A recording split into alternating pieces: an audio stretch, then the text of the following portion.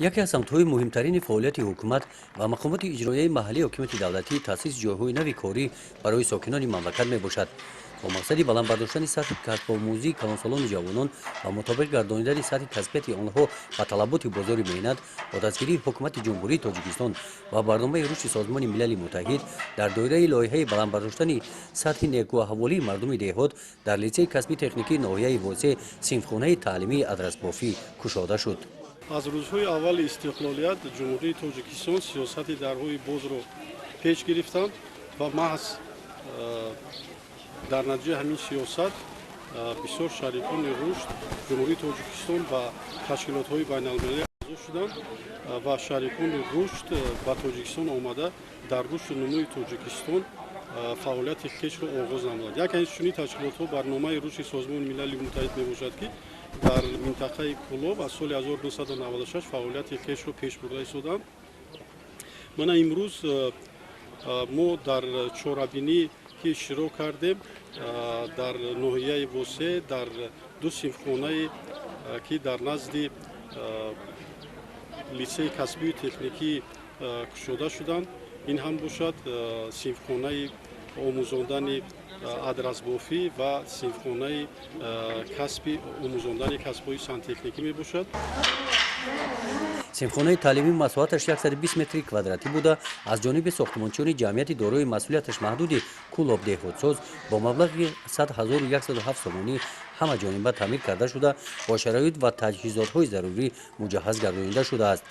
дар синфхона барои омӯзиши ҳунари адрасбофӣ 5 дастгоҳи адрасбофӣ ва 1 мошинаи дарздӯзӣ муҳайё карда шудааст. дар сохтмони синфхонаҳои адрасбофӣ дар ноҳияи восеъ сохтмонро ба ӯҳда гирифтем. дар муддати 1 моҳ сохтмони ҳаминро ба анҷом расонидем. дар сохтмон мутахассисони коргарони маҳаллӣ дар ҳайат 10 нафар 1 моҳ кор карда бо сифати баланд сохтмонро ба анҷом расонидем. дар сохтмон таҷҳизотҳои гармидиҳӣ, ҳаводиҳии нав оварда насб кардем. сохтмон пурра ба анҷом расид. як тӯҳфаи беҳтарин ба хонандагони литсеи касбии техникии ноҳияи восеъ дар соли 20-солагии ваҳдати миллӣ ва ба муносибати 80-солагии ноҳияи таҷдиди ноҳияи восеъ тӯҳфаи арзанда ҳисоб карда мешавад аз номи сохтмончиён. адрасбофӣ ҳунари мардумии халқи тоҷик мебошад, ки аз нав эҳьё мегардад. дар синфхонаи таълимии адрасбофӣ дар як сол 60 нафар занон ва духтарон ин ҳунари халқиро меомӯзанд. гурӯҳи аввал иборат аз 15 нафар ба омӯзиши ҳунари миллӣ ана ҳамин тавр оғоз намуданд.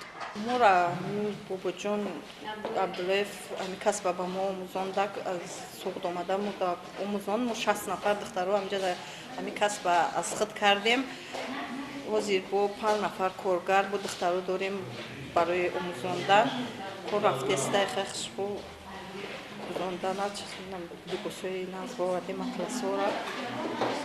хай бо мехонем ки бо духтарои хоҳишманд биёян ҳамин касба мо омӯзанд ба духтарон ба оилаи худшон ҳамин касби наза дастира ёд гиранд. шумо чӣ қадар вақт ёд гирифтен? мо ҳамин касба 3 мудда омаем ҳамин касба ёд гирифтем. баъди 3 моҳ кор кардем. бофтани матои адрас тариқи чунин дастгоҳҳо тавре ки мушоҳида кардед душворӣ надорад. ҳамаи корҳо асосан дастӣ иҷро карда мешаванд.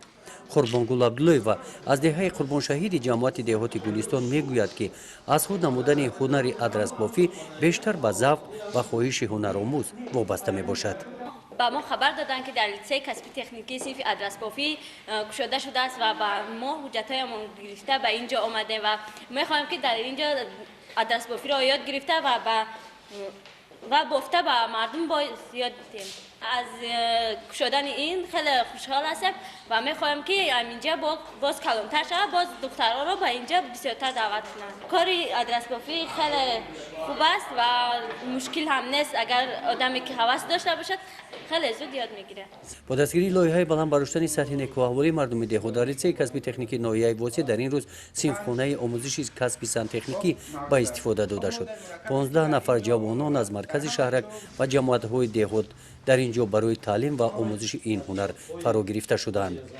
ду симхонаи калоне ки барои шогирдони имрӯзинаи мо бисёр аз ҳамада ҷиддӣ буд.